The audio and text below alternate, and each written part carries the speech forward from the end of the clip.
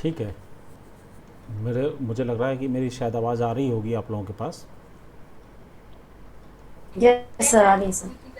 ठीक। तो हम लोग स्टार्ट करते हैं।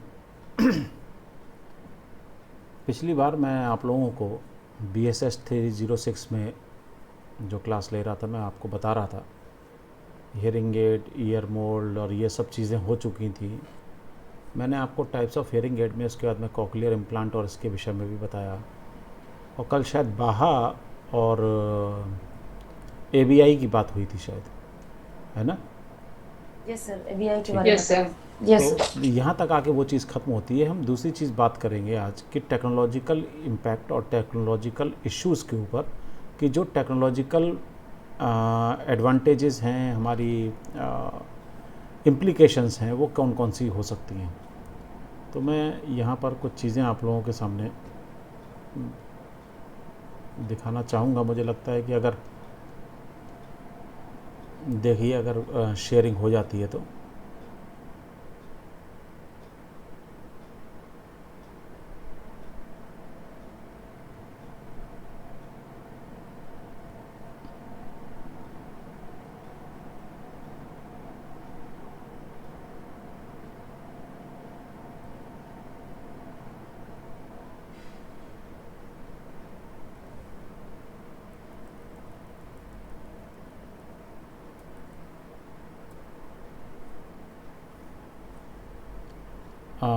कुछ दिखाई दे रहा है आप लोगों को?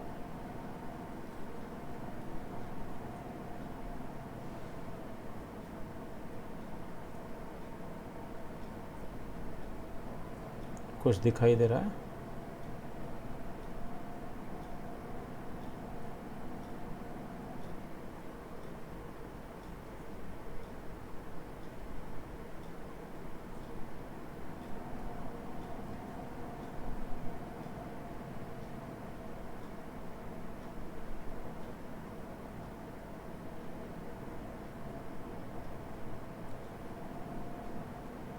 हेलो।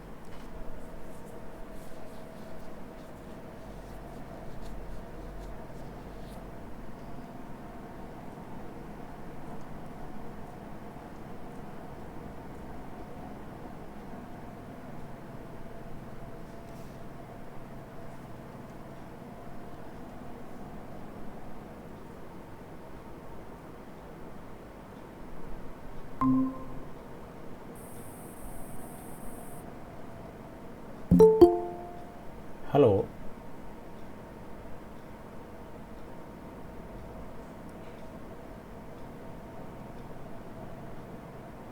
हेलो। यस सर, आ रही है हाँ आवाज चल बेटा, वो के। कनेक्ट लॉस हो गया था, तो कनेक्शन की वजह से दिक्कत आ रही थी। हम्म। खैर, मैं कोशिश कर रहा हूँ कि आपको एक फ़ाइल में शेयर कर सकूँ। जब दिखाई दे तो मुझे बताइए। Okay sir. देखो, दिखाई दे रहा है?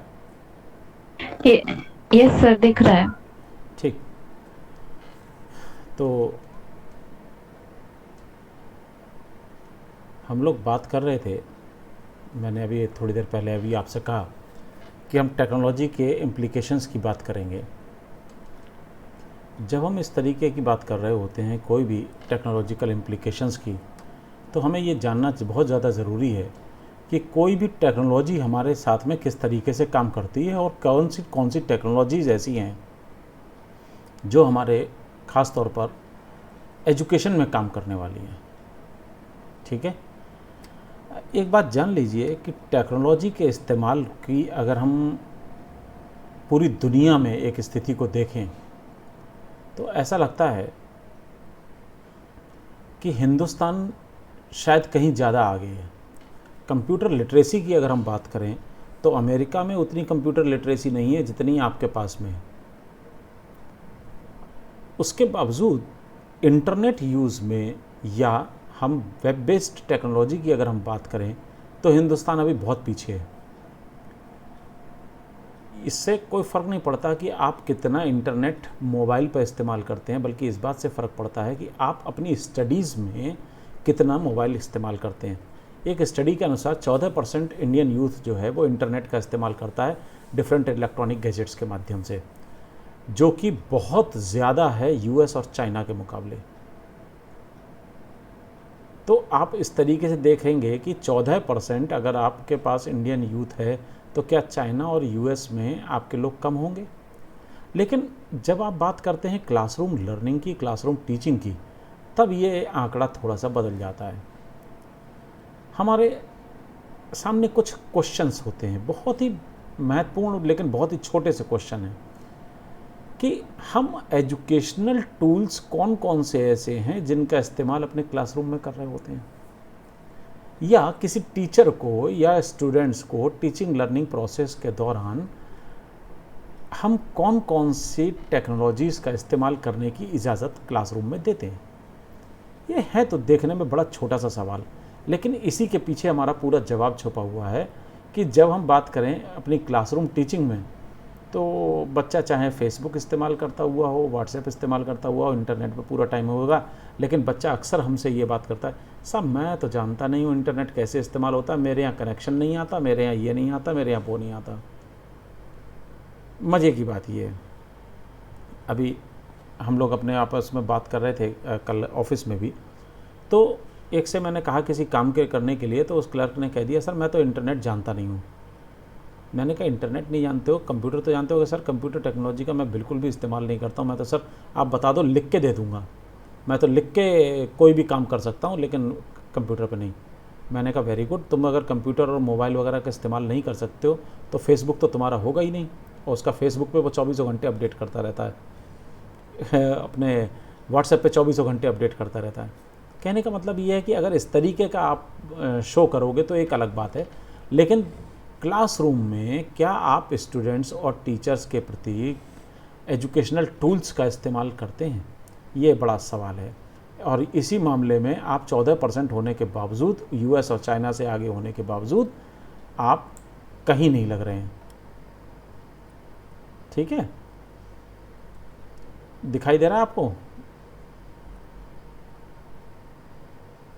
हेलो? यस सर दिख रहा है। यस सर दिख रहा है। ठीक, तो इसका मतलब है कि आप अपनी टेक्नोलॉजी का इस्तेमाल उस समय पे नहीं कर रहे होते हैं। हम ये नहीं कह रहे कि केवल टैबलेट्स इस्तेमाल करिए, मोबाइल्स इस्तेमाल के लिए ऐप्स इस्तेमाल कीजिए, वीडियोज़ और इंटरैक्टिव वाइट बोर्ड्स का आप इस्तेमाल कीजिए, केवल यही कुछ टूल्स होंगे जो कि स्टूडेंट्स के लिए हों, लेकिन ऐसा नहीं है। बहुत सारी चीज़ें ऐसी हैं, बहुत सारे टूल्स ऐसे हैं जो हम इस्तेमाल करते हैं अपने टीचिंग लर्निंग प्रोफेशन में, एजुकेटर्स के लिए भी, स्टूडेंट्स के लिए भी। एक पीबीएस लर्निंग मीडिया सर्वे है, ये कहता है प्री स्कूल टीचर्स को इन्होंने रिसर्च की और इन्होंने कहा कि देखें कि टीचर्स किस तरीके की टेक्नोलॉजी का इस्तेमाल अपनी क्लासरूम में कर रहे हैं और उनका टेक्नोलॉजी को इस्तेमाल करने का एटीट्यूड क्या है। तो उन्होंने देखा लगभग 3/4 जो टीचर्स हैं जो सर्वे में शामिल थे, उसमें वो 3/4 लोगों का पॉजिटिव ओपिनियन था एजुकेशनल टेक्नोलॉजी के प्रति, और वे टेक्नोलॉजी असिस्टेंस को अच्छा मानते थे और ये कहते थे कि हमारे पढ़ाने में टेक्नोलॉजी काफ़ी अच्छी मदद कर सकेगी। लेकिन जब उनसे पूछा गया कि आप इस्तेमाल करते हैं, तो कहते थे कि नहीं, हम नहीं कर पाते। हाँ, इतना मानते हैं कि करेगी। तो आपके मानने से और आप क्या काम करना चाहते हैं, आप किस तरीके से काम करते हैं, इसके बीच में कोई संबंध है क्या? आप देखेंगे कि बहुत साल हो गए हम लोग भी पढ़ा ही रहे हैं, टीचिंग प्लान्स पढ़ा रहे हैं, लेसन प्लानिंग पढ़ा रहे हैं, लेकिन हम में से शायद किसी ने भी अभी तक ये तय नहीं किया कि हम किसी स्टूडेंट को इस बात को अलाउ कर सकें कि वो जाए और क्लास में वीडियो लेसन्स के ज़रिए अपना लेसन प्लान कर सके। या जो हम टीचिंग करने की बात करते हैं, स्टूडेंट को कह दें कि नहीं नहीं ठीक है, कोई बात नहीं, तुम वीडियो लेसन से पढ़ाओ। हम में से बहुत से लोग इन सब चीज़ों से बचना चाहते हैं। मैंने कई बार इसकी शुरुआत करने की कोशिश की, तो बाकी टीचर्स तो हट ही गए, लेकिन खैर स्टूडेंट्स भी पीछे हट गए। बोले साहब रहने दीजिए, वही ठीक है, हम कागज़ कलम वाला। ठीक है, आप क्लर्क बनना चाहते हो तो मुझे कोई एतराज़ नहीं है, बनिए। Interactive presentation tools, video clips, graphics और जो अदर ऑडियो विजुअल एलिमेंट्स हैं, ये बहुत ही साधारण से तौर तरीके हैं जिससे हम स्टूडेंट्स को बहुत एक्टिवली इंगेज कर सकते हैं अपने लेसन्स में। और हमेशा जब भी आप पढ़ाने बैठोगे तो ऐसा लगेगा कि बच्चे बड़ा फ्रेश है और उसे कुछ नयापन सा लगेगा। ऐसा नहीं होगा कि वो बार बार वही बोरिंग चीज़, क्या है सर यार, ये तो वही करते हैं। 3 इडियट्स देखी थी ना सबने? उसमें जब वो कबूतर वाला और अंडे वाला एक वो दिखाते थे, जो उनके डीन थे कॉलेज के, तो आपको ने देखा होगा पीछे से कमेंट्री कौन कर रहा था? प्रेस वाला, जो कपड़ा प्रेस करता था। यानी वो हर लेसन में, अपने हर लेक्चर में वो यही बात कहते रहते थे जिस तरीके से उन्होंने उस दिन कहा होगा। शायद कई सालों से वो यही बात कहते आ रहे थे और हर व्यक्ति को उनका एक एक शब्द याद था। बिल्कुल उसी तरीके से हम और आप भी हो जाते हैं। हमारा भी एक एक शब्द लोगों को याद रह जाता है कि हम जो कुछ भी बोल रहे हों। आपको आवाज़ वगैरह आ रही है? हाँ या ना करते रहो, बीच में एक आदमी ऑन रखो। सर आ रही है। ठीक ठीक है। क्या टेक्नोलॉजी का इस्तेमाल हम क्यों करें? तो टेक्नोलॉजी का इस्तेमाल करना है हमें स्टूडेंट्स को मोटिवेट करने के लिए। स्टूडेंट्स में से कई ऐसे होते हैं जो बहुत ही ज़्यादा स्टिमुलेटेड होते हैं और लर्निंग के प्रति उनकी इतनी ज़्यादा महत्वाकांक्षाएं होती हैं कि वो कुछ भी हो जाए, लेकिन पढ़ने के प्रति उनका इतना चाव है कि वो ऐसी की तैसी करके रख देते हैं टीचर की सवाल पूछ पूछ के। लेकिन ऐसे बहुत से कम बच्चे होते हैं। ज़्यादातर बच्चों के हाल ये है कि आप जो पढ़ा जाएंगे वो सत्यनारायण की कथा की तरह सुन लेंगे। उन्हें कोई मतलब नहीं इस बात से कि कौन क्या पढ़ा रहा है, कौन क्या नहीं पढ़ा रहा है। खैर, एक सर्वे हुआ, उसमें 5th ग्रेड यानी 5th क्लास का एक टीचर था एक US डिपार्टमेंट ऑफ एजुकेशन में। उसने एक आर्टिकल में कहा, technology is the ultimate carrot for the students, it's something they want to master, learning to use it enhances their self esteem and makes the excited about coming to school. वो कहता है कि मैं इतने सालों से पढ़ा रहा हूँ, मैंने ये देखा है कि अल्टीमेट चीज़ है टेक्नोलॉजी। अगर आप स्टूडेंट्स को दे देते हैं तो ये उस गाजर की तरीके से खरगोश को जो आकर्षित करते हैं ना, तो ये उस लालच की तरीके से है कि जिससे बच्चे लालची होकर आएंगे भी, उस टेक्नोलॉजी का इस्तेमाल करके उसमें मास्टरी करने की कोशिश भी करेंगे। उनकी सेल्फ एस्टीम भी बढ़ेगी, क्योंकि जब कोई आता है अच्छा मुझे आता है ये काम, तो दूसरों के निगाहों में उसकी इज्जत कुछ बढ़ जाती है। अगर मैं कहूँ एक पावर पॉइंट प्रेजेंटेशन बना लीजिए और आप में से 30 बच्चों में से 2 बच्चे ये कहते हैं कि हमें आता है पावर पॉइंट प्रेजेंटेशन करना और हमें बनाना भी आता है, तो बाकी के 28 बच्चे उसकी तरफ ज़रूर ऐसे देखेंगे, अच्छा तुम तो बड़े काम के आदमी हो। तो आदमी की थोड़ी सेल्फ रिस्पेक्ट, सेल्फ एस्टीम बढ़ जाती है। और बार बार यही वो लालच है जो उन्हें स्कूल आने के लिए प्रेरित भी करेगा और पढ़ने के प्रति प्रेरित भी करेगा। मैंने अभी पीछे भी बताया कि PBS लर्निंग मीडिया रिसर्च ने 74% ऑफ द टीचर्स को ये कहा, कहते हुए अपना रिस्पॉन्स देते हुए कहा कि क्लासरूम टेक्नोलॉजी स्टूडेंट्स को मोटिवेट करती है। PBS लर्निंग मीडिया हालांकि एक यूरोपियन स्टडी है। इंडिया में अभी ऐसी स्टडीज़ बहुत कम हुई हैं, जो इस तरीके के मोटिवेशंस वगैरह पर हों, और होंगी भी तो पब्लिश हुई हैं कि नहीं हुई हैं ये पता नहीं है। बट टेक्नोलॉजी क्लासरूम में अगर आप इस्तेमाल कर रहे हैं तो ये स्टूडेंट्स को बेहतर कंट्रोल देता है एजुकेशन के ऊपर, कि वो अपने tablets, mobiles, internet, laptop, PC, इन सब चीज़ों का इस्तेमाल करें और हैंड्स ऑन एक्सपीरियंसेस भी लें। हालांकि मैं जब ये कह रहा हूँ तो मैं ये भी जानता हूँ कि जो मैं कह रहा हूँ वो आप सिर्फ सुनने के लिए कर रहे हैं, शायद आप इसका जो इम्प्लीकेशन होता है वो ना भी करें। हो सकता है कुछ बच्चे कर लें कि जो मैं पढ़ाता हूँ उसके बारे में कुछ इंटरनेट पे ढूंढें, लेकिन बाकी लोग तो इसी को सत्यनारायण समझ के बैठ जाएंगे और ये समझ जाएंगे कि ये वो अमर कथा है जिसको लिख के वो पास होने वाले हैं। खैर, जब हम बात करते हैं टेक्नोलॉजी बेस्ड की तो हमारे सामने एक शब्द आता है कंप्यूटर बेस्ड ट्रेनिंग या लर्निंग, सीबीटी या सीबीएल।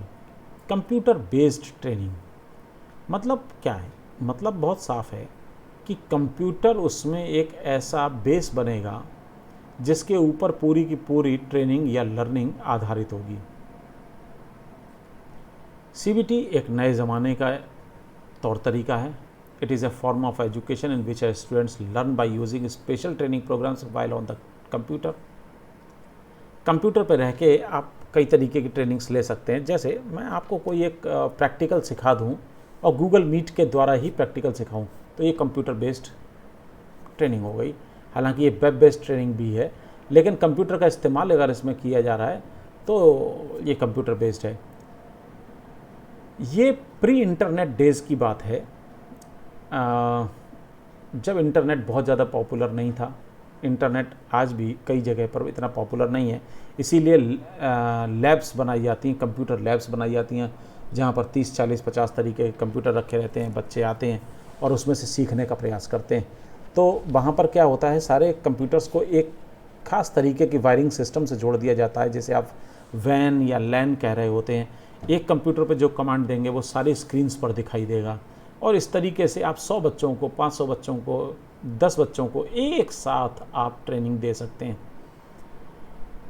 सीबीटी का जो स्कोप है वो बहुत बड़ा था, लेकिन जब से बात हुई है, इंटरनेट वगैरह आ गया, तब से ये थोड़ा सा स्कोप इसका ख़त्म हो गया। लेकिन आज भी आप ऐसी जगह पर बात करेंगे जहाँ पर ट्रेडिशनल क्लासरूम्स हैं, जहाँ पर इंटरनेट नहीं है, जहाँ पर और किसी भी तरीके की फैसिलिटीज़ नहीं है, वहाँ पर सीबीटी आज भी एक ग्रेट लर्निंग एक्सटेंट के लिए ज़रूरी है।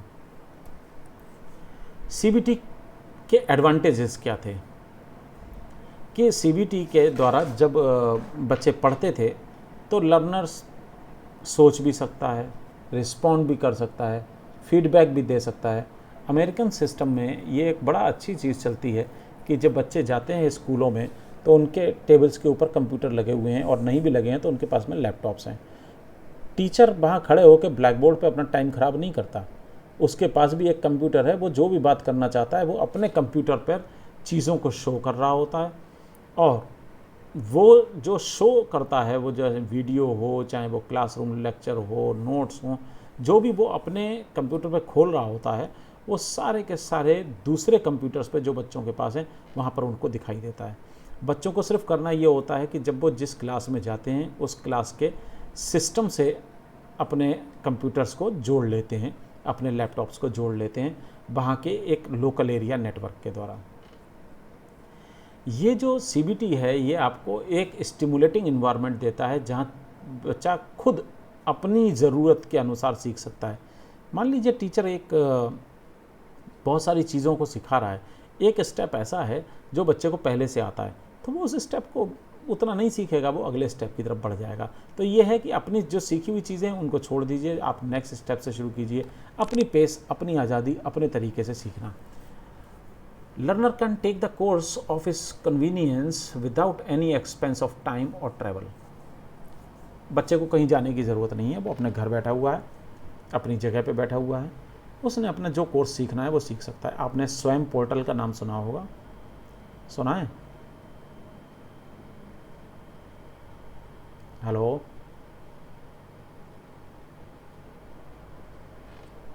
Hello,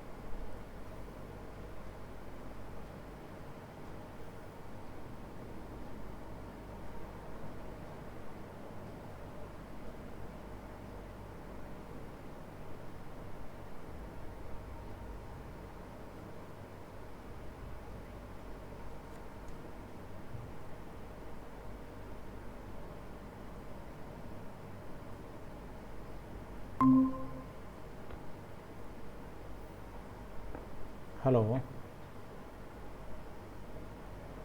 hello. Yes sir. बेटा कहाँ से छूट गया था? ये एक बड़ी मुसीबत होती है। एडवांटेज ऑफ सीबीटी पढ़ा रहे थे सर आप। सीबीटी अभी शुरू हुआ था या ख़त्म हो चुका था? नहीं सर, एडवांटेजेस थे सर उसके।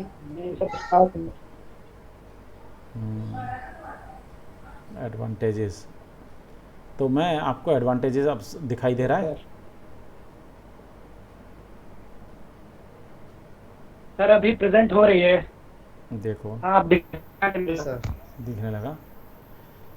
एडवांटेजेस में मैं ये बता रहा था कि स्टूडेंट्स का बहुत ही कंट्रोल रहता है, वो अपने आप से सोच भी सकता है, समझ भी सकता है, रिस्पॉन्ड कर सकता है, फीडबैक दे सकता है, अपनी मर्ज़ी से अपनी चीज़ों को कर सकता है। सबसे बड़ी बात, अपने पेस, अपनी आज़ादी के अनुसार वो इस्तेमाल कर सकता है। मान लीजिए मैं एक लेसन पढ़ा रहा हूँ जिसमें कई पार्ट्स हैं। एक पार्ट ऐसा है जो स्टूडेंट को समझ में आता है, उसका खुद का पढ़ा हुआ है पहले से, वो चाहे तो उसको ना सुने, वो अगली चीज़ को पढ़ ले, तो ये एक इसमें फ़ायदा मिल जाने वाला है। अपनी कन्वीनियंस से जाने की ज़रूरत नहीं है क्लास में, अपने घर कन्वीनियंस से घर बैठा हुआ है, कंप्यूटर से अपना पढ़ सकता है। मुझे लगता है एक पोर्टल है यूजीसी का, स्वयं पोर्टल, उसके बारे में आप लोगों ने सुना ज़रूर होगा। सुना है? Yes sir. तो स्वयं पोर्टल पर अगर आप देखेंगे तो मूक जिसे कहते हैं, massive online open courses, open online courses की बात हो रही है। मूक है, स्वयं पोर्टल है, और स्वयं पोर्टल पे बहुत सारे आपके कोर्सेज पड़े हुए हैं। अगर आप वहाँ से जुड़ना चाहते हैं, कोई भी कोर्स आप वहाँ से कर लीजिए। वो आपको एक रजिस्ट्रेशन नंबर देंगे, उसके बाद आप उस कोर्स को पूरा का पूरा कर लीजिए। आपको कहीं जाने की ज़रूरत नहीं है, अपने घर के बैठ के पढ़ सकते हैं। और वहाँ पे एक छोटा सा एग्ज़ाम हो जाता है, एग्ज़ाम के बाद में आपको डिग्री या सर्टिफिकेट जो भी देना होता है वो दे देते हैं। कहने का मतलब ये हुआ कि इस तरीके की चीज़ें हैं जहां हम पहले ये सोचते थे कि भाई क्लास में जाए बगैर काम नहीं चलेगा, अब पता चलता है कि भाई क्लास में जाने से काम नहीं चलेगा, आप अपने घर में बैठ के भी बहुत सारी चीज़ों को सीख सकते हैं। तो एक ये चीज़ है। दूसरी चीज़ है, पढ़ने पढ़ाने वाले दोनों के दोनों एक बहुत ही वाइड रेंज में आपको मिलेंगे, मल्टी लोकेशंस पर मिलेंगे, कॉस्ट इफेक्टिव भी है। मेरे पास तो एक ही रास्ता है कि मैं जाऊंगा शकुंतला मिश्रा यूनिवर्सिटी, वहाँ पे जाके जो बच्चे वहाँ पे आएंगे मैं उनको पढ़ाऊंगा। वो 30 चेहरे मेरे लिए रोज़ एक जैसे ही होंगे, और उन 30 चेहरों के लिए मैं अकेला एक वही चेहरा होऊंगा जो रोज़ आता हूँ, रोज़ एक जैसी बात पढ़ा के चला जाता हूँ। लेकिन जब हम बात करेंगे कि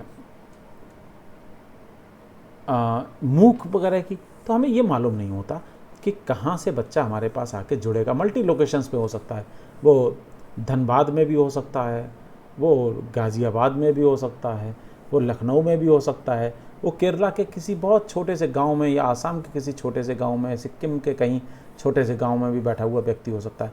कॉस्ट इफेक्टिव तो है ही, लखनऊ आके पढ़ने की जिम्मेदारी उसकी बहुत ज़्यादा बढ़ जाएगी और पैसा भी बढ़ जाएगा खर्चे का। तो अगर वो कहीं और पढ़ रहा है तो ये बहुत अच्छी बात है।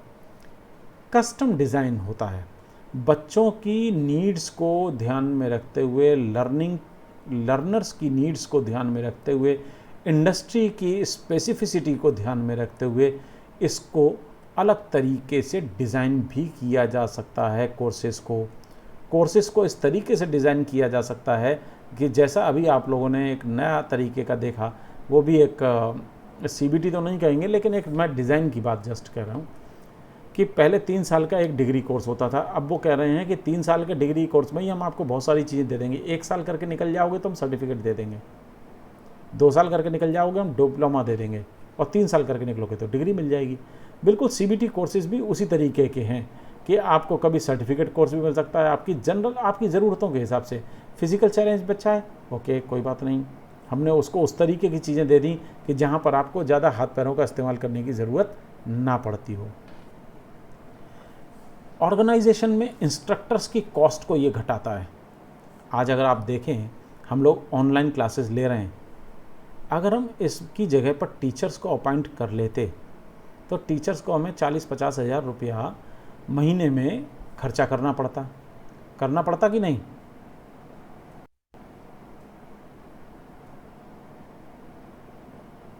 हेलो जी सर।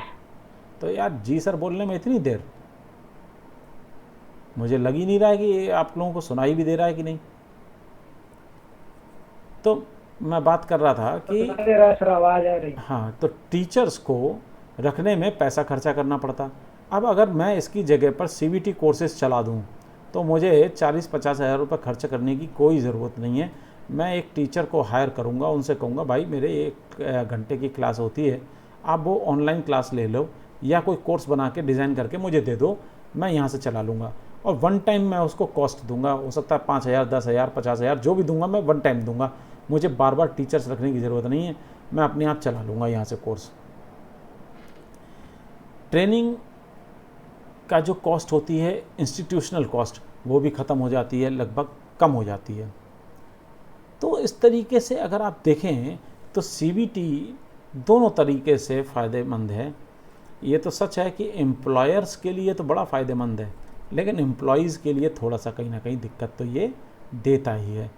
लेकिन सबसे बड़ी बात यह है कि जो बहुत ही कॉम्प्लेक्स टाइप के सॉफ्टवेयर्स थे उनको CBT टेक्नोलॉजी ख़त्म कर देती है और मॉड्यूल्स के साइज़ को बहुत ज़्यादा कम कर देती है। पहले कंप्यूटर बेस्ड प्रोग्राम्स आते थे, अब कंप्यूटर बेस्ड कह रहा हूँ, पहले एक सॉफ्टवेयर बेस्ड प्रोग्राम आते थे, हम प्रोग्रामिंग करते थे और वहाँ से हम चीज़ों को दिखाते थे।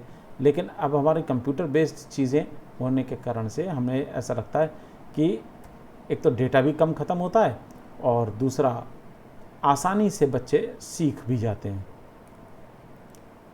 दूसरा है वेब बेस्ड ट्रेनिंग या web based learning. Web based learning और कंप्यूटर बेस्ड लर्निंग में सिर्फ एक फ़र्क है कि कंप्यूटर बेस्ड लर्निंग ऑफलाइन भी दी जा सकती है, लेकिन वेब बेस्ड ट्रेनिंग या लर्निंग ऑनलाइन ही दी जा सकती है, ऑफलाइन नहीं। मुझे लगता है कि ये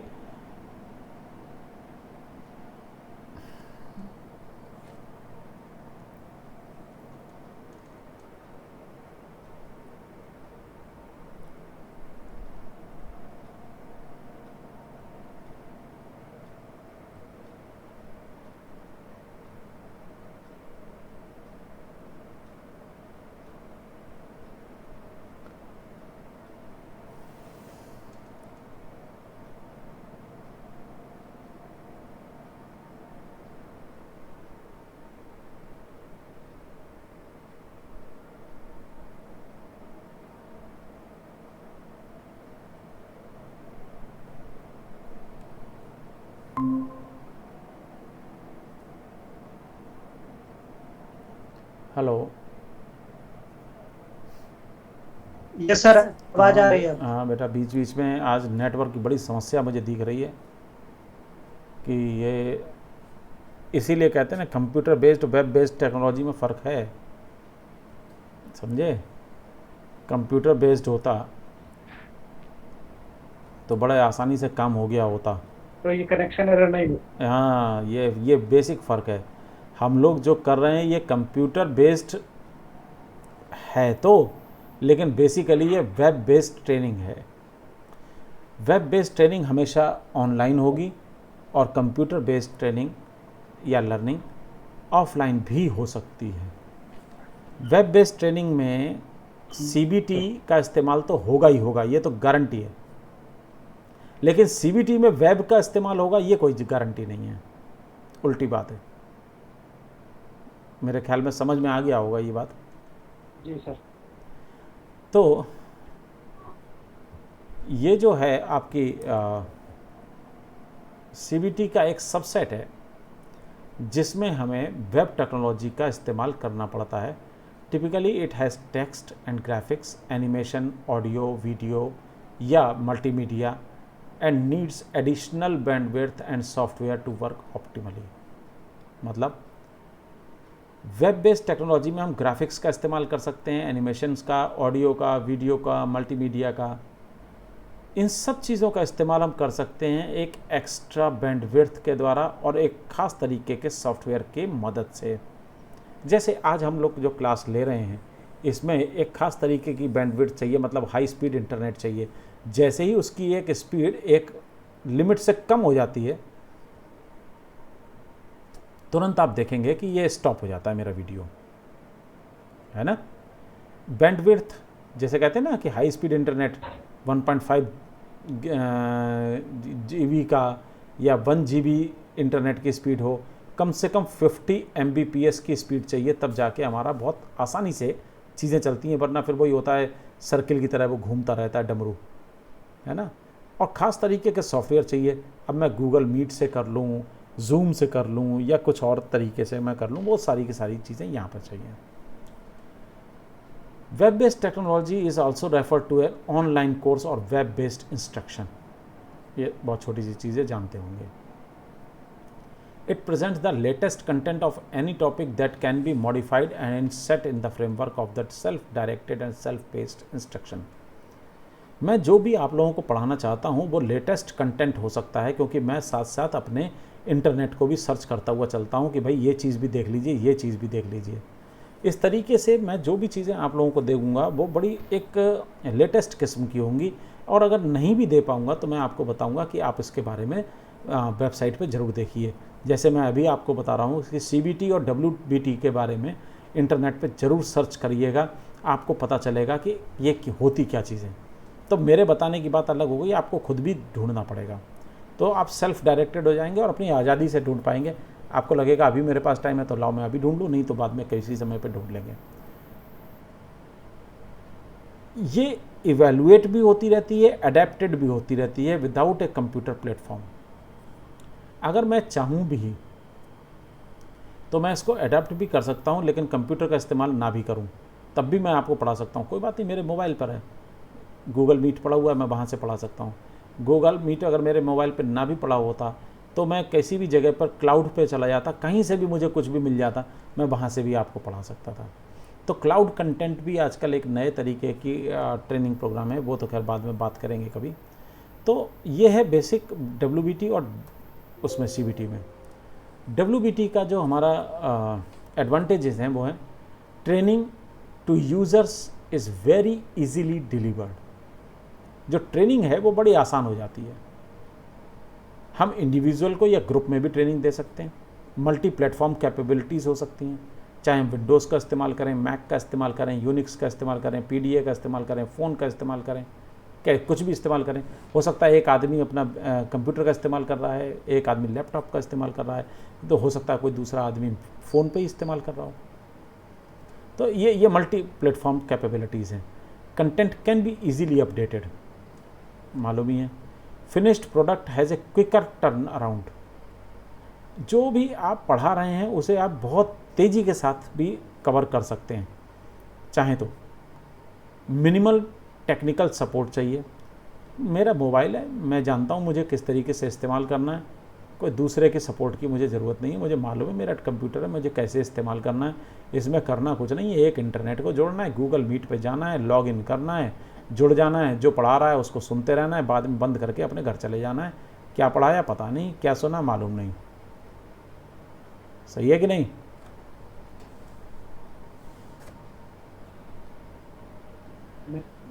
यस सर, बिल्कुल सही बात है। तो हम किसी भी व्यक्ति को जो पहचान सकते हैं इसमें उसके यूज़र आईडी से पहचान सकते हैं, चाहे कितनी भी बार वो आए, कितनी भी बार जाए। हमें एक यूज़र आईडी मालूम है, ईमेल फीमेल है तो उसको जोड़ लिया तो भाई मालूम पड़ गया भाई ये इसमें ईमेल वाला आ गया। अब तो आजकल आप लोगों के एक नाम चल गए तो आप लोग अपनी एक DP और ये सब चीज़ें बना लेते हैं, तो हमें मालूम पड़ जाता अच्छा ये आ गया। अब मुझे नहीं मालूम उस DP के पीछे कौन है। आपने कबूतर की DP लगाई, मैं तो एक बार पिछली बार यही हो रहा था, किसी बच्चे ने कबूतर की DP लगाई थी। मैं पहली बार सोच में पड़ा, मैंने कहा कबूतर भी पढ़ता है क्या मेरी क्लास में? सोचो, वो अच्छी बात थी कि उसने कबूतर की DP लगाई होगी, बंदर की लगाता तो मैं ये जानने पर मानने पर मजबूर हो जाता कि हो सकता है बंदर भी पढ़ते हों। एक्सेस कंट्रोल किया जा सकता है। मैं नहीं चाहता कि आप लोगों में से कोई भी जब मैं पढ़ा रहा हूँ तो बीच में कोई बोले तो मैं यहाँ से आपका माइक ऑफ कर दूंगा, लेकिन मैं चाहता हूँ सब बोलें तो मैं माइक ऑन कर दूंगा। मैं चाहूँगा कि आपके फ़ोटोग्राफ ना दिखाई दे, मैं आपके कैमरा ऑफ करवा दूंगा। यानी मैं कंट्रोल भी कर सकता हूँ। वेब बेस्ड सिस्टम में ये एक सबसे बड़ा काम है। आपने एक उसका नाम सुना होगा, शेयर पॉइंट मीडिया का कभी नाम सुना है?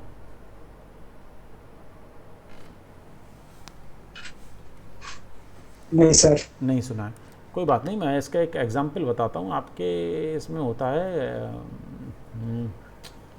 क्या कहते हैं उसे, एक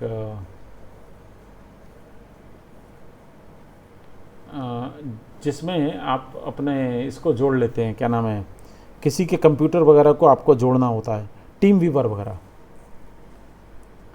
टीम व्यूअर का नाम सुना है कभी?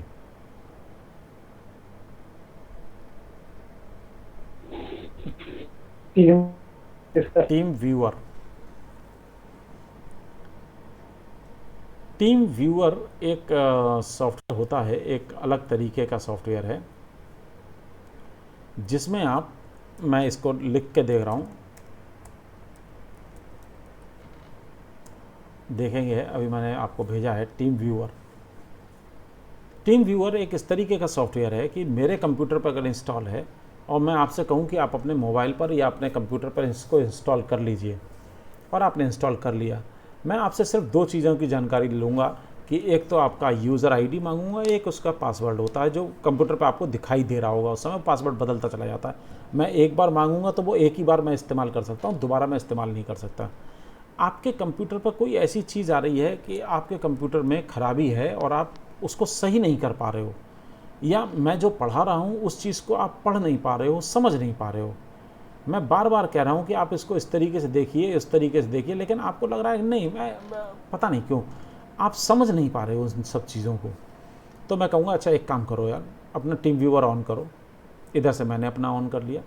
मैं आपसे दो सवाल पूछूंगा कि देखो उसमें जो सामने लिख के आ रहा है, एक आईडी लिख के आ रहा होगा, वो आईडी मुझे बता दो, एक पासवर्ड आ रहा होगा, पासवर्ड मुझे बता दो। जैसे ही आप आईडी पासवर्ड मुझे दोगे, मैं अपने कंप्यूटर से आपके कंप्यूटर को कंट्रोल करना शुरू कर दूंगा। अब आपके कंप्यूटर पर, डेस्कटॉप पर या किसी और चीज़ पर जो खराबी आ रही है, जो चीज़ आपको ओपन नहीं कर मिल रही है, मैं यहाँ से बैठ के आपके लिए ओपन कर दूंगा, मैं लॉग आउट कर जाऊँगा। अब आप अपना कंप्यूटर अपना इस्तेमाल करते रहिए, मेरा अब आपसे कोई वो नहीं रहा। तो मैं एक टाइम फ्रेम के लिए, एक टाइम बीइंग के लिए आपके साथ में जुड़ा हुआ हूँ, आपके कंप्यूटर को मैं अपने आप से कंट्रोल कर रहा हूँ। तो जब ये बात आती है कि आप कंट्रोल कर सकते हैं, एक्सेस कर सकते हैं, आप कोई ट्रेनिंग की ज़रूरत नहीं है, लेकिन आप लिंक कर सकते हैं दूसरे सिस्टम्स को, तो ये वाला एक जो तरीका है, ये आपको वेब बेस्ड टेक्नोलॉजी में ही मदद मिलेगी। इसमें electronic performance support system EPSS can multitask हो सकता है, मतलब ये एक मल्टीटास्क प्रोग्रामिंग की जा सकती है। तो इस तरीके से हम देखेंगे तो ये एडवांटेजेस हैं WBT के। अब इसमें एक C टाइप प्रिंटिंग और डिजिटल प्रिंटिंग, ये छोटी मोटी चीज़ें रह गई हैं, तो वो मैं आगे बात करूँगा। बस इतना समझ लीजिए कि ये क्यों ज़रूरी है।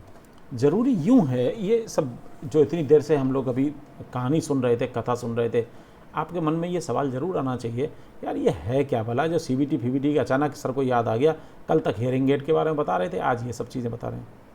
भाई इसलिए बताया जा रहा है, अगर आपको वेब बेस्ड टेक्नोलॉजी या कंप्यूटर बेस्ड टेक्नोलॉजी के बारे में नहीं पता, तो आप ग्रुप हेयरिंग एड्स को कंट्रोल नहीं कर पाओगे, आप इलेक्ट्रॉनिक जो सिस्टम्स हैं उनको कंट्रोल नहीं कर पाओगे, हार्डवायर सिस्टम को कंट्रोल नहीं कर पाओगे, लूप इंडक्शन सिस्टम को कंट्रोल नहीं कर पाओगे। कहने का मतलब ये है कि आप अगर एक बच्चों को पढ़ाने जा रहे हो, तो आपको ये बातें पता होनी चाहिए कि हम किन किन तौर तरीक़ों से हम चीज़ों को कंट्रोल कर सकते हैं, दिखा सकते हैं, बच्चों को समझा सकते हैं। आज भी अब जैसे पता नहीं आप लोगों का तो शायद एक जनरल प्रमोशन हो जाएगा, अभी 4th सेमेस्टर के जो बच्चे हैं उनका प्रैक्टिकल होना है। हम लोग कैसे प्रैक्टिकल लें, हमारे सामने बड़ी दिक्कत है कि हम लोग प्रैक्टिकल कैसे लेंगे। तो हम लोग क्या काम करेंगे, उसमें बहुत आसानी से हमारे पास में एक रास्ता है कि हमने एग्ज़ामिनर को जोड़ा अपने साथ, बच्चों को जोड़ा अपने साथ, मैं एक जगह बैठाऊंगा, हम तीनों गूगल मीट के ज़रिए या अपने ये जो जूम वगैरह है इसके ज़रिए हम लोग एक दूसरे से बात कर लेंगे और बच्चों का प्रैक्टिकल ले लेंगे। अगर हमें कोई ये जानकारी चाहिए कि भाई तुम पढ़ा के दिखाओ, तो हम बच्चे से कहेंगे भाई वहीं पे खड़े हो जाओ और ये लेसन का ज़रा इंट्रोडक्शन बताओ कैसे होगा। आप सोचिए कि क्लासरूम नहीं है, लेकिन उसके बावजूद स्टूडेंट अपना एक इंट्रोडक्शन पार्ट या इवैल्यूएशन पार्ट क्लासरूम में खड़े होकर समझा रहा है। एक वर्चुअल लर्निंग कहलाती है। वर्चुअल लर्निंग में टीचर एक जगह पर रह जाएगा और दुनिया के दूसरे कोने में ही क्यों ना हो, अगर क्लास है, वहाँ जाने के बाद भी हम लोग वर्चुअली अपने आप को प्रेजेंट करते हुए वहाँ एक बहुत बड़े स्क्रीन पर मेरे ऐसी सूरत जैसी आप लोग देख रहे हैं ऐसे ही वहाँ दिखाई देगी और मैं उनको कंट्रोल कर रहा हूँ। वो अगर सवाल पूछना चाहें तो उनके पास भी एक प्रोसेसर लगा हुआ है, वो वहाँ से सवाल पूछेंगे और मेरे पास ये सवाल आ जाएगा। मुझे नहीं मालूम आप लोगों में से कितने लोगों ने ये सब चीज़ों को देखा है, लेकिन अगर कभी देखना है तो किसी ऐसे आसपास में बच्चे को तलाश कीजिए जो सीए और सीएस की तैयारी कर रहा हो। उनसे पूछिएगा कि अगर आप सीए की तैयारी कर रहे हैं तो कभी आपने E10 क्लासेस के बारे में सुना है? आप में से किसी ने सुना है E10 क्लासेस के बारे में? नहीं सर, नहीं सुना। सुने हाँ, no sir. No sir. No sir. नहीं ये ऑनलाइन क्लासेस हैं। आपको बता दूं, ये दुनिया के सबसे बड़ी क्लासेसों में से एक हैं। सीए इंस्टीट्यूट ऑफ इंडिया अपने आप में आपको चार्टर्ड अकाउंटेंट ऑफ इंडिया एक जो बहुत बड़ी ऑर्गेनाइजेशन है, ये समझ लीजिए दिल्ली तालकटोरा स्टेडियम में और दिल्ली के जो बाकी के दूसरे स्टेडियम्स हैं उनको बुक करता है पूरा का पूरा। जिन दिनों में गेम्स नहीं हो रहे होते हैं उन दिनों में, जैसे अगर तालकटोरा में हो रहा होगा तो ये नेहरू स्टेडियम में चले जाएंगे, और कहीं हो रहा होगा ये किसी और स्टेडियम में चले जाएंगे, लेकिन इनके लिए पूरा का पूरा स्टेडियम बुक होता है। उस स्टेडियम में ये लोग किस तरीके से क्लासेस करते हैं ज़रा उसका अंदाज़ा लगाइए। बहुत बड़े बड़े वहाँ पर जो बिलबोर्ड्स और जो डिस्प्लेज हैं जिनमें आप टीवी की तरीके से क्रिकेट मैच देख रहे होते हो, वहाँ पर स्टेडियम में भी, स्टेडियम में जो लोग बैठे हुए हैं आपको लगता होगा कि वो सामने अपने खेलते हुए देख पा रहे हैं, उन्हें कुछ नहीं दिखाई देता, झिंगुर के आँख जैसे प्लेयर्स दिखाई देते हैं। इतनी दूर वो बैठे हुए हैं, बीच मैदान में कोई आदमी खेल रहा है, वो पहचान में आ रहा है कौन धोनी खेल रहा है कि कोई और। वो कह रहे हैं जी सचिन तेंदुलकर खेल रहा है, पता सचिन की जगह पे कोई और खेल रहा है, सुमित, तो क्या कर लोगे, पहचान थोड़ी है आपको। तो वहाँ पर स्टेडियम में बहुत बड़े बड़े टीवी लगे हुए होते हैं, बहुत बड़े। हम आप लोगों ने देखा ही होंगे, तो उसमें वो लोग वहाँ पर उनका स्कोरिंग और वो सब चीज़ें दिखाई देती रहती हैं। ये लोग क्या करते हैं, स्टेडियम के बीचों बीच इनके टीचर्स वहाँ होते हैं और मल्टीपल कैमरा सेटअप है। पूरे स्टेडियम 10,000 लोगों से भरा हुआ है जो कि स्टूडेंट्स हैं। ये वहाँ पर खड़े होकर जो पढ़ा रहे होते हैं वो उस बड़े टीवी डिस्प्लेज में दिखाई दे रहा होता है, बच्चे पढ़ रहे होते हैं। ये तो केवल उस जगह पर बैठे हुए लोग हैं। ऐसे लाखों लोग हैं जो अपने अपने E10 इंस्टीट्यूट्स जो शहरों में खुले हुए हैं वहाँ जाते हैं। बड़े से हॉल में एक टीवी लगा हुआ होता है, बाकायदा क्लासेस की तरीके से कुर्सियाँ लगी हुई होती हैं, बच्चे वहाँ जाते हैं, बैठते हैं और वहाँ पर सुमित माहेश्वरी, अरुण माहेश्वरी और इस तरीके के जो टॉप इंडियन चार्टर्ड अकाउंटेंट्स हैं उनकी क्लासेस को सुनते हैं, पढ़ते हैं, समझते हैं। और मज़े की बात यह है कि उन्हें अपने डाउट्स को जब क्लियर करना होता है तो वो अपने डाउट्स को, उनके पास में मोबाइल्स हैं, उससे लॉगिन करके तुरंत वो भेजना शुरू कर देते हैं। इवन कुछ सत्र ऐसे भी होते हैं, कुछ सेशंस ऐसे भी होते हैं जहाँ पर लाइव वो लोग एक दूसरे से बातचीत कर रहे होते हैं। पूरे देश में जो बैठे हुए लोग हैं उनमें से एक एक करके वो पूछते रहता है और ये उस तरीके से बताते रहते हैं। पता नहीं आप लोगों में से कितने लोगों ने देखा है, क्योंकि हम लोगों ने इस तरीके की क्लासेस को किया हुआ है। हालांकि उसके लिए सेटअप बड़ा लंबा चौड़ा सेटअप की ज़रूरत होती है, छोटे मोटे सेटअप की ज़रूरत नहीं है। मैं जब इससे पहले जिस यूनिवर्सिटी में था, विदेश की बात नहीं कर रहा हूँ, इंडिया की ही बात कर रहा हूँ, यहाँ ये थोड़ा सा कन्फ्यूजिंग वाली बात हो सकती है कि जब यहाँ शकुंतला मिश्रा में आया हूँ तो मैं साउथ अफ्रीका में था, वहाँ से आया। और उससे पहले जिस यूनिवर्सिटी में था, आप लोगों ने नाम सुना होगा, भोज ओपन यूनिवर्सिटी भोपाल में, हम लोगों ने एडुसेट का एक सैटेलाइट चैनल अपना इस्टेब्लिश किया था। पूरे देश में हमारे सैटेलाइट चैनल्स थे, और सैटेलाइट इंटरैक्टिव टर्मिनल्स थे जहाँ बच्चे जाते थे, क्लासेस करते थे। पूरे देश में हमारे 350 से ज़्यादा स्टडी सेंटर्स। हम लोग यूनिवर्सिटी कैंपस में बैठने के बाद हमारा मल्टीपल कैमरा सेटअप होता था। हमारे पास बड़ी बड़ी स्क्रीन्स लगी रहती थी जिसमें इसी तरीके से जो आपको बहुत सारे बच्चे जो यहाँ पर दिखाई दे रहे हैं सामने, इसी तरीके से दिखाई देते थे। और हम लोग जो भी बच्चा सवाल पूछना चाहता था हम लोग उस पर क्लिक करते थे, वो बच्चा जुड़ जाता था, पूरा देश उसको देख रहा होता था। वो एक सवाल पूछेगा, हम उसके सवाल का जवाब देंगे और उस जवाब को पूरी दुनिया या जो देश में जो बाकी बच्चे हैं वो सब देखेंगे, सुनेंगे, समझेंगे। तो इस तरीके से दोनों 1-to-1 कम्युनिकेशन भी है, 1-to-all कम्युनिकेशन भी है, all-to-one कम्युनिकेशन भी है। तो ये मल्टीपल जो कम्युनिकेशन मोड्स हैं वो सारे के सारे चलते हैं, तब हम जाके किसी चीज़ को करवा पाते हैं। खैर इसके लिए बहुत बड़े सेटअप की ज़रूरत होती है। वो तो उस समय 2006 में वो इस्टेब्लिश हमने किया था। उस समय शायद 4.5 या 5 करोड़ लगे थे उसमें। इसरो ने उसको हम लोगों को दिया था और देश की पहली यूनिवर्सिटी थी जिसने एडुसेट डायरेक्टली इसरो से कांटेक्ट करके लिया था। उस समय इग्नू के पास भी नहीं था, इग्नू के पास तो अब आया है जाके 2013 में। तो कहने का मतलब ये है कि हम लोग इस तरीके से जो कंप्यूटर बेस्ड टेक्नोलॉजी का इस्तेमाल करते हैं, वेब बेस्ड टेक्नोलॉजी का इस्तेमाल करते हैं, हमारी रीच कई जगह पर हो सकती है, बशर्ते हम इसको सही तरीके से इस्तेमाल कर लें। मैं तो ये कहता हूँ कि अगर हमें सही तरीके से इंटरनेट कनेक्शंस और कंप्यूटर्स मिल जाएं, स्टूडेंट्स अपने केवल मोबाइल पे भी जुड़े रहें, हम पूरे साल आपको क्लास में ना आने दें, पूरा ऐसे ही पढ़ा दें विद प्रैक्टिकल।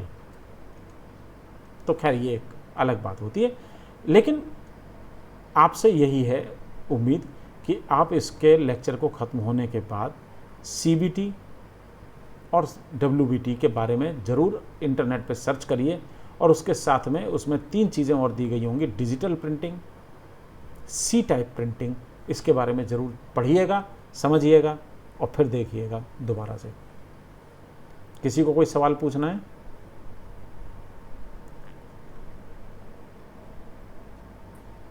सर एक रिक्वेस्ट करनी थी सर, क्या ये 9 बजे से क्लास हो जाएगी जो आप कह रहे थे पहले, शाम 8 किए गए थे? भैया पहले तुम्हारे यहाँ से 9 बजे का 8 बजे करवाने की बात हुई है।